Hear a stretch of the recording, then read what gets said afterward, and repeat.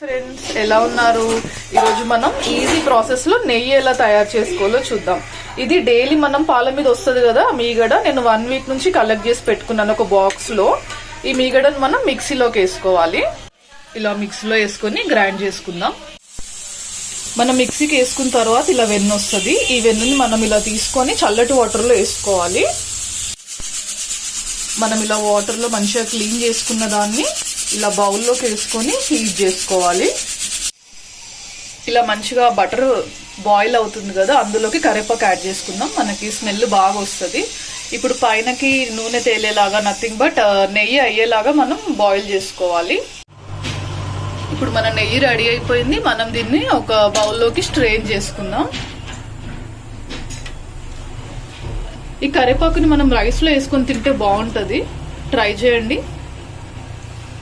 ఇప్పుడు మన నెయ్యి మొత్తం రెడీ అయిపోయింది. చూసారా ఫ్రెండ్స్? మా వీడియో కనుక మీకు నచ్చినట్టయితే లైక్ చేయండి, షేర్ చేయండి, సబ్స్క్రైబ్ చేసుకోండి.